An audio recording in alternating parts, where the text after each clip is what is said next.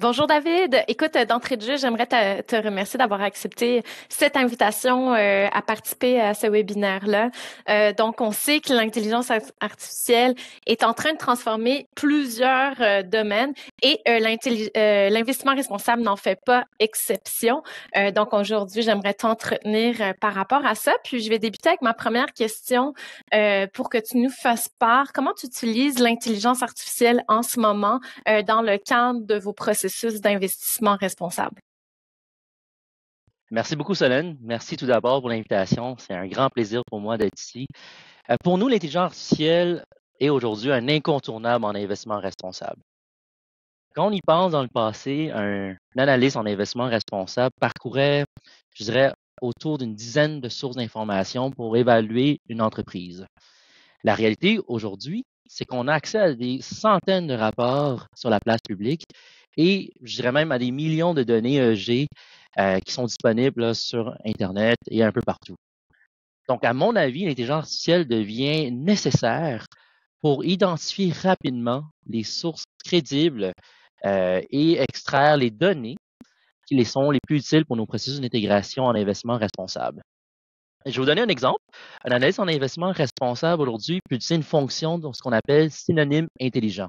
C'est-à-dire qu'on va identifier les mots-clés les plus pertinents par rapport à un ou des sujets précis pour la recherche à travers des milliers de rapports en quelques secondes. Un autre exemple, on utilise la fonction de ce qu'on appelle le sentiment. Donc, quand on recueille une nouvelle information, on se demande si elle est d'ordre positive ou plutôt négative pour une entreprise et l'intelligence artificielle peut nous aider à déterminer l'impact. Et je conclurai en disant qu'aujourd'hui, on utilise aussi l'intelligence artificielle pour le contrôle de la qualité.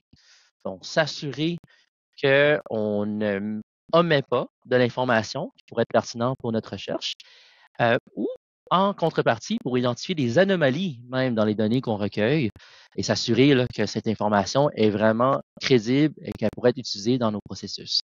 OK, super intéressant. Je vois que ça peut être vraiment un outil puissant dans le cadre des processus. Puis, je m'interroge aussi pour les entreprises en portefeuille. Donc, j'imagine aussi que l'intelligence artificielle peut les aider à propulser leur stratégie ESG.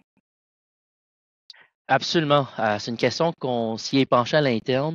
Et ce qui devient intéressant, c'est que plus on approfondit notre connaissance sur l'intelligence artificielle, on réalise en fait qu'elle a un effet amplificateur, autant au niveau des risques que des opportunités liées aux enjeux environnementaux, sociaux et de gouvernance des entreprises. Pour vous donner un exemple, dans le secteur de la restauration, à ce moment-là, l'intelligence artificielle peut être bénéfique en prenant en charge des tâches plutôt répétitives, comme la prise de commande des clients. Donc, vous imaginez que les employés, à ce moment-là, peuvent se concentrer sur des tâches qui apportent une plus grande valeur ajoutée à l'entreprise. En plus, la prise de commande personnalisée et même plus précise en disant l'intelligence artificielle pourrait nous amener à entraîner une réduction du gaspillage alimentaire, voire même une augmentation de la satisfaction des clients. Donc, beaucoup de bénéfices, mais toutefois, il y a aussi des risques. Certains emplois risquent d'être remplacés par l'intelligence artificielle.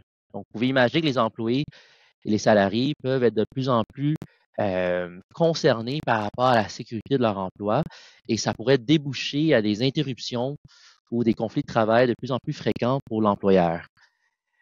Si on reste dans le secteur de la restauration, au niveau de la prise des commandes en utilisant l'intelligence artificielle, vous pouvez imaginer que l'absence de contact humain pourrait conduire les clients à se sentir un peu déconnectés des restaurants, ce qui les amènerait potentiellement à les fréquenter de moins en moins souvent.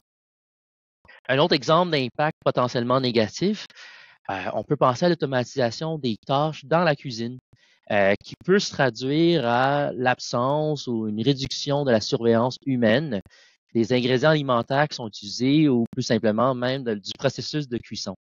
Donc, ça entraîne tout un lot potentiel d'enjeux concernant la santé et la sécurité des consommateurs. Donc là, j'ai utilisé un exemple d'un restaurant, mais la réalité est assez similaire quand on regarde les autres entreprises dans notre portefeuille d'investissement. Souvent, la question n'est pas à savoir si l'intelligence artificielle est plutôt un risque ou une opportunité pour nos entreprises, mais plutôt à se demander de quelle manière l'intelligence artificielle pourrait amplifier négativement ou positivement les enjeux de développement durable dont les entreprises font face aujourd'hui et dans le futur. Mhm. Je comprends bien. Donc, c'est l'importance de bien encadrer l'intelligence artificielle. Puis, je comprends qu'on est vraiment dans les balbutiements de l'intelligence artificielle. D'après toi, qu'est-ce que l'avenir nous réserve en termes d'intelligence artificielle et l'investissement responsable? Donc, excellente question, puisque je n'ai pas de boule de cristal, mais à mon avis, l'intelligence artificielle dans le futur va nous aider à recueillir un plus grand volume d'informations pertinentes et je l'espère de plus en plus crédibles pour nos activités en investissement responsable. Parlant de crédibilité, on pourrait s'attendre à que l'intelligence artificielle puisse nous aider justement pour identifier quelles sources d'informations sont plus crédibles par rapport à d'autres. Donc, ce serait une autre utilisation potentielle de l'intelligence artificielle.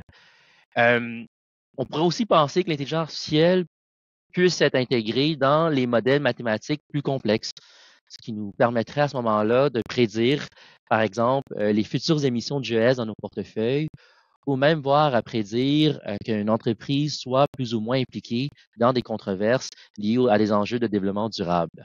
Donc, encore une fois, on parle des bénéfices, mais en revanche, il y a des risques. On voit aujourd'hui beaucoup de discussions qui portent sur l'utilisation éthique ou non biaisée de l'intelligence artificielle.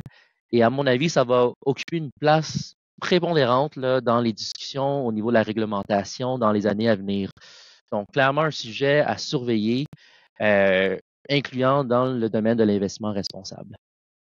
Ben écoute, je te remercie beaucoup, David, pour la clarté de tes explications. Puis c'est vraiment intéressant. Puis clairement, on va continuer de surveiller ça, puis continuer une discussion avec vous pour voir un peu l'évolution là-dedans. Merci beaucoup, David, pour ta présence aujourd'hui. Merci beaucoup, Solène, à la Banque nationale.